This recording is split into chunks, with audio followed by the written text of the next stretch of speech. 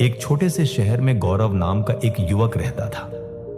वह बहुत ही आलसी था और अपने जरूरी कामों को हमेशा टालता रहता था, जिसके कारण वो अपनी पढ़ाई में अच्छा स्कोर नहीं कर पा रहा था।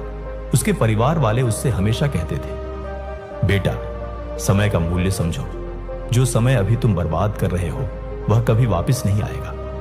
लेकिन वह हमेशा उनकी बातों को नजरअंदाज कर देता था। वह सोचता, अभी तो बहुत समय है, बाद में कर लूंगा। वह पढ़ाई करने के लिए शहर गया, लेकिन उसकी आदतें नहीं बदली। वह अपना पूरा दिन दोस्तों के साथ मस्ती करता और रील्स स्क्रॉल करता रहता। गौरव के शहर में एक बुजुर्ग आदमी रहता था जो बहुत ही बुद्धिमान और ईमानदार था। एक दिन गौरव ने तय किया कि वह उस बुजुर्ग आदमी से मिलेगा ताकि वह कुछ सीख सके। गौरव उस बुजुर्ग आदमी के पास गया। वह बुजुर्ग आदमी पेड़ के नीचे बैठकर मेडिटेशन कर रहा था। गौरव ने उसे नमस्कार किया और कहा, मेरी मदद कीजिए, मैं जिंदगी में विफल हो रहा हूं। हर बार मेरे दोस्त मुझसे आगे निकल जाते हैं, लेकिन मैं हमेशा पीछे रह जाता हूं। मुझे उन सबसे अच्छा बनना है। मुझे बताइए कि मैं ये कैसे कर सकता हूं। बुजुर्ग आदमी ने कहा, बेटा, तुम संघर्ष झेल रहे हो क्योंकि तुम अपने कामों को हमेशा टालते रहते हो और समय की कद्र नहीं करते। मैं तुम्हें एक कहानी सुनाता हूं जिससे तुम समय के मूल्य को समझ सकोगे। बुजुर्ग आदमी ने कहानी शुरू की। एक बार की बात है, एक राजा था जो बहुत दयालु था। वह अपनी जनता से बहुत प्यार करता था और उनकी मदद किया करता था। एक दिन उसे एक व्यक्ति मिला जो बहुत ही आलसी और गरीब था। उसके पास न तो पैसे थे, न ही नौकरी और न ही इज्जत। वह हमेशा अपनी परेशानियों का दोष दूसरों को देता था। राजा ने उससे उसकी जिंदगी और उसकी परेशानियों के बारे में पूछा। उस व्यक्ति ने कहा, पता नहीं लोग मेरे बारे में ऐसा क्यों कहते हैं कि मैं कुछ नहीं कर सकता। जब भी मैं किसी नौकरी की तलाश में जाता हूं, सब मुझे मना कर देते हैं। राजा को उस व्यक्ति के लिए बुरा लगा।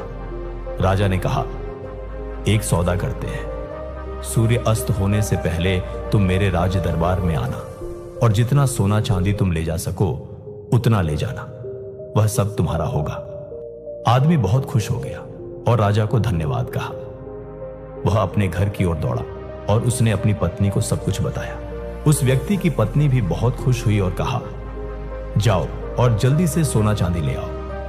उस व्यक्ति ने कहा, मैं अभी नहीं जा सकता, मैं भूखा हूं, पहले मुझे खाना दो। जल्दी से उसकी पत्नी ने खाना बनाकर उसे दिया। उस व्यक्ति ने खाना धीरे धीरे खाया। उसने सोचा उसके पास तो बहुत समय है, खाना खाने के बाद खजाना लेने जाऊंगा। खाना खाने के बाद उसे नींद आने लगी। उसने सोचा, मैं अभी थोड़ी देर सो लेता हूं, कुछ देर बाद चला जाऊंगा। उसने सोचा कि वह थोड़ी देर ही सोएगा, लेकिन वह 2 घंटे के लिए सो गया। जब वह सोकर उठा, उसने देखा कि देर हो गई है। उसने जल्दी से कुछ बैग उठाए और राज दरबार की ओर भागा। रास्ते में धूप तेज थी, उसे गर्मी लगने लगी। उसने सोचा, थोड़ी देर पेड़ के नीचे आराम कर लेता हूं, फिर आगे बढ़ूंगा। उस समय पेड़ के नीचे हवा चल रही थी, जिससे उसे फिर नींद आ गई। इस बार वह 4 घंटे के लिए सो गया। जब वह सोकर उठा, उसने देखा कि शाम होने वाली है और सूरज डूबने वाला है। वह जल्दी से बैग उठाकर राज दरबार की ओर भागा, लेकिन जब वह राज दरबार पहुंचा तो सूरज डूब चुका था और दरवाजे बंद हो चुके थे। वह व्यक्ति बहुत दुखी हो गया।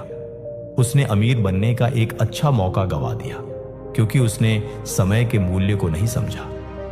उस बुजुर्ग आदमी ने कहानी को खत्म किया और गौरव की तरफ देखा। गौरव के पास कोई शब्द नहीं थे। उसे अपनी गलती का एहसास हुआ। गौरव ने उस बुजुर्ग व्यक्ति को धन्यवाद दिया और घर वापस लौट गया। उसे समझ आया कि समय बहुत कीमती है, उसे बर्बाद नहीं करना चाहिए।